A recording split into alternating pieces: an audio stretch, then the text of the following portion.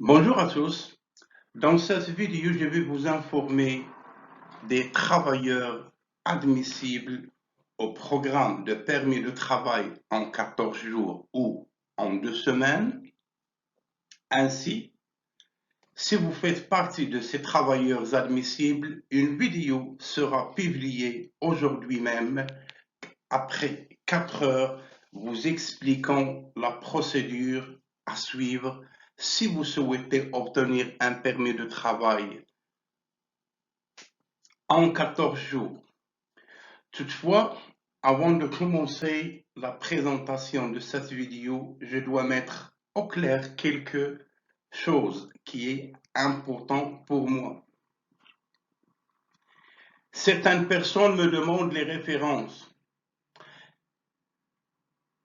Malgré le fait que je suis moi-même une référence étant donné que je suis juriste de formation, les références de mes vidéos sont toujours à la fin de la vidéo.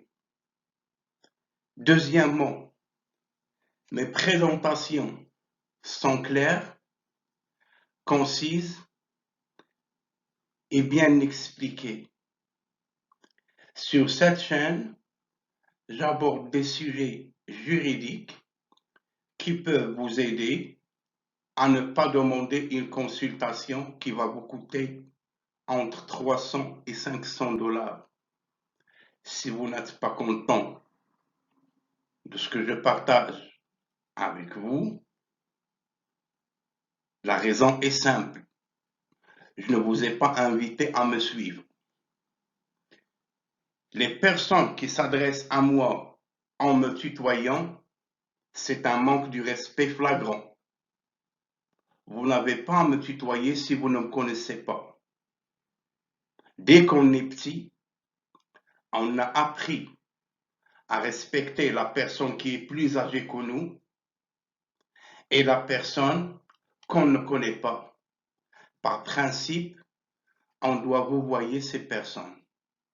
Pour le reste, je remercie toutes les personnes pour leur témoignage et pour l'intérêt qu'ils accordent à notre chaîne.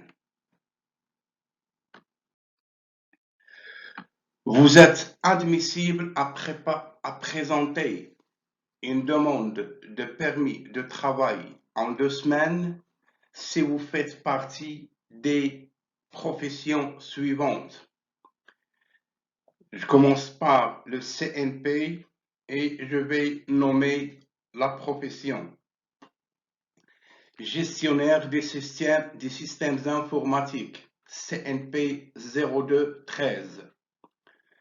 CNP 2147, les ingénieurs informaticiens, sauf les ingénieurs concepteurs en logiciel. La sous-catégorie 2161, mathématiciens et statisticiens. CNP 2171, les analystes et consultants en informatique. CNP 2172, les analystes de bases de données et administrateurs de données. CNP 2173, les ingénieurs et concepteurs en logiciel. CNP 2174, programmeurs et programmeuses et développeurs en médias interactifs. CNP 2175, les concepteurs et les conceptrices et développeurs web. CNP 2281, les techniciens et les techniciennes de réseau informatique. CNP 2283, les évaluateurs de systèmes informatiques. La sous-catégorie 5131, les producteurs, les directeurs techniques de création et artistique et gestionnaires de projets, effets visuels et jeux vidéo.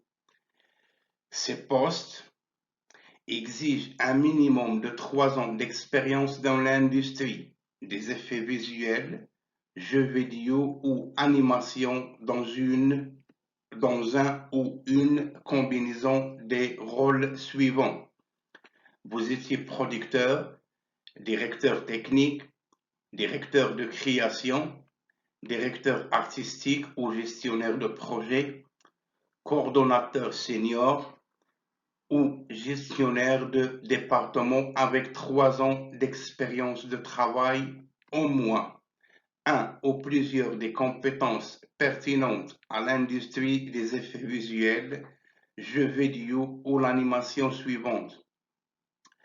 Surfage et développement de l'aspect.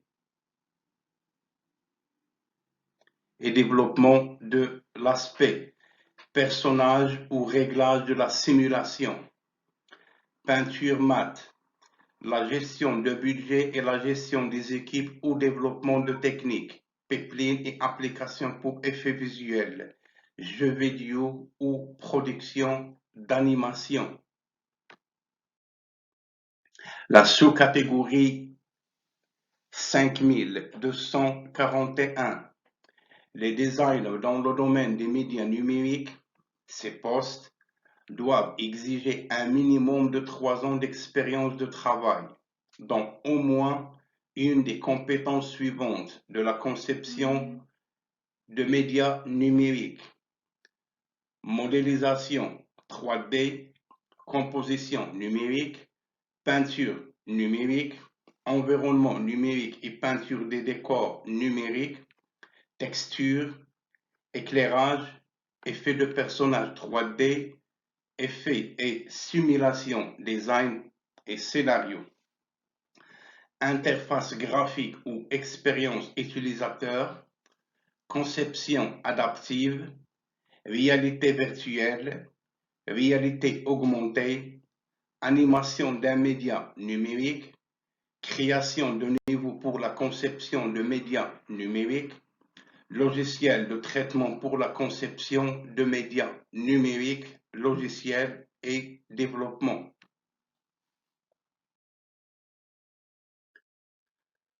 Mes références: Loi sur l'immigration et la protection des réfugiés, Règlement sur l'immigration et la protection des réfugiés, Loi sur l'immigration au Québec, Règlement sur l'immigration au Québec, Guide interne du ministère de l'Immigration du Canada, Guide interne du ministère de l'Immigration du Québec.